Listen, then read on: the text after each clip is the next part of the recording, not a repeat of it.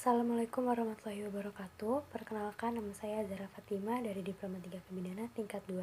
Hari ini saya akan menjelaskan mengenai kesehatan reproduksi. Nah, sebelum itu akan ada 6 pembahasan yang akan saya bahas. Yang pertama, dimulai dari definisi kesehatan reproduksi. Yang kedua, 4 komponen, tujuan dan juga sasaran dari kesehatan reproduksi. Yang ketiga, sejarah dari kesehatan reproduksi. Dan yang keempat, siklus kesehatan reproduksi dan paket pelayanan terpadu. Yang kelima, kebijakan pemerintah Indonesia. Dan yang terakhir, kesehatan menurut undang-undang. Nah, yang pertama dimulai dari definisi. Definisi kesehatan reproduksi menurut WHO merupakan suatu keadaan fisik, mental, dan sosial yang utuh, bukan hanya bebas dari penyakit atau kecacatan dalam segala aspek yang berhubungan dengan sistem reproduksi, fungsi, serta prosesnya.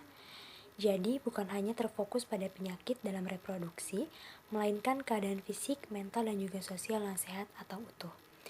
Yang kedua, definisi kesehatan merupakan suatu kondisi fisik, mental, dan tidak hanya bebas dari penyakit, kelemahan, atau disabilitas.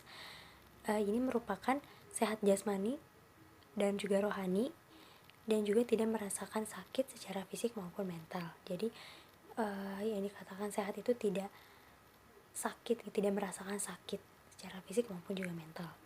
Dan yang terakhir, reproduksi berasal dari kata re yang artinya kembali, produksi yang artinya menghasilkan atau membuat, yang artinya adalah suatu proses biologi atau kehidupan manusia yang dilakukan oleh organisme untuk menghasilkan keturunan yang baru.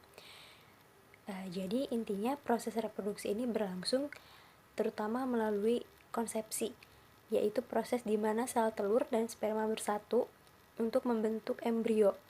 Proses ini dimulai dengan pembuahan atau fertilisasi oleh sperma dan juga berakhir dengan kelahiran bayi.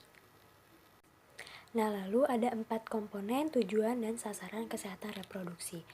4 komponen pada kesehatan reproduksi dimulai dari kesehatan ibu dan bayi baru lahir, keluarga berencana, kesehatan reproduksi remaja, dan yang terakhir pencegahan dan penanggulangan infeksi menular seksual seperti HIV/AIDS. Lalu tujuan utama kesehatan reproduksi bertujuan untuk memberikan pelayanan kesehatan reproduksi kepada setiap individu dan pasangannya secara komprehensif, khususnya kepada remaja, agar setiap individu mampu menjalani proses reproduksinya secara sehat dan bertanggung jawab, serta terbebas dari perlakuan diskriminasi dan kekerasan. Kemudian, sasaran pemindahan kesehatan reproduksi itu dimulai dari usia 10 hingga 24 tahun. Sasaran tersebut juga dibagi menjadi 3. Yang pertama, sasaran utama kelompok remaja berusia 10 hingga 24 tahun.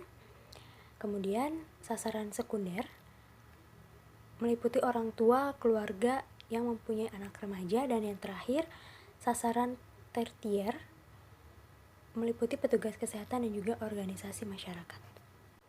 Nah, selanjutnya yaitu ada sejarah dari kesehatan reproduksi. Sejarah perkembangan kesehatan reproduksi sudah mulai dirintis sejak terjadinya peningkatan penduduk. Pertambahan penduduk yang semakin cepat di banyak negara mulai menimbulkan keprihatinan. Pada pertemuan PBB yang diadakan pada tahun 1995 dan 1965, hal ini menjadi isu yang penting. Pada tahun 1960, PKBI memperkenalkan program kerja keluarga berencana yang mendapat dukungan dari banyak negara. Namun, karena ada efek sampingnya, maka pada tahun 1975 hingga 1985 timbullah isu kependudukan. Pada tahun 1975 dilangsungkan Konferensi Perempuan I yang mendiskusikan tentang isu perempuan. Pada tahun 1980 dilangsungkan Konferensi Perempuan yang kedua yang masih membahas isu perempuan dan belum mendiskusikan tentang gender. Pada tahun 1985, dalam konferensi yang ketiga, isu gender mulai dibahas. Dan pada tahun 1990-an, mulai muncul perdagangan baru mengenai seksualitas, kesehatan reproduksi perempuan, dan hak asasi manusia berdasarkan HAM.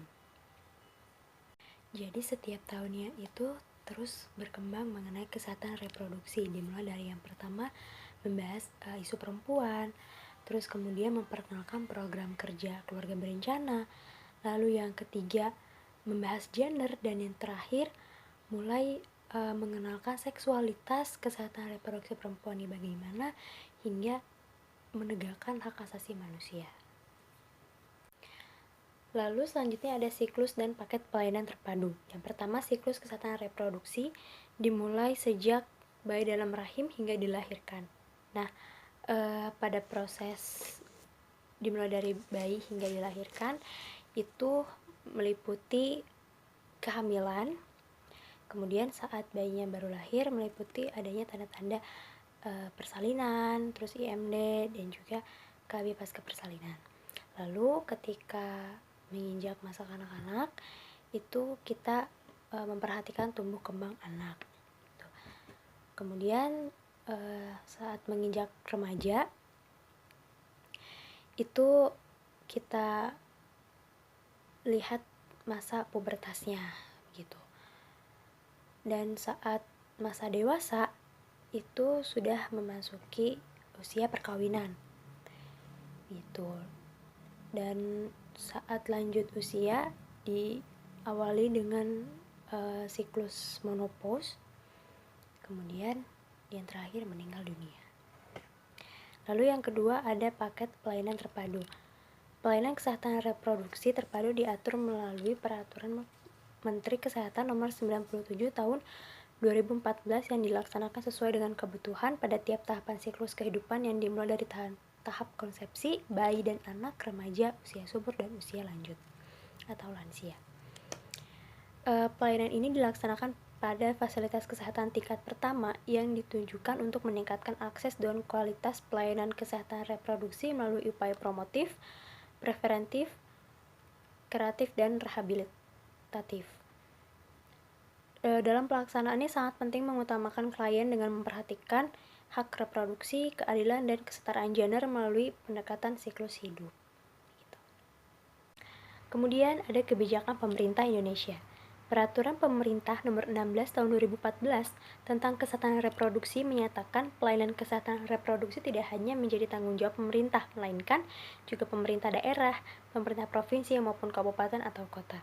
Salah satu upaya yang bisa dilakukan untuk menekan angka-angka permasalahan seperti dispensasi nikah untuk remaja dengan alasan hamil di luar nikah, pernikahan dini disertakan yang tidak diinginkan ialah dengan melakukan edukasi kesehatan mengenai cara perawatan organ reproduksi, perkembangan remaja saat pubertas, dampak pornografi, kehamilan yang tidak diinginkan dan aborsi, penyakit menular seksual seperti HIV/AIDS, dan mengenai pendewasaan usia pernikahan dengan melibatkan peran pemerintah.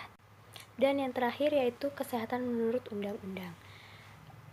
Undang-Undang Nomor 36 Tahun 2009 Pasal 1 mengatakan kesehatan adalah keadaan sehat baik secara fisik, mental, spiritual maupun sosial yang memungkinkan setiap orang untuk hidup produktif secara sosial dan ekonomis. Baik, itu saja yang dapat saya sampaikan mengenai kesehatan reproduksi. Mohon maaf bila ada kekurangan dan kesalahan. Wassalamualaikum warahmatullahi wabarakatuh.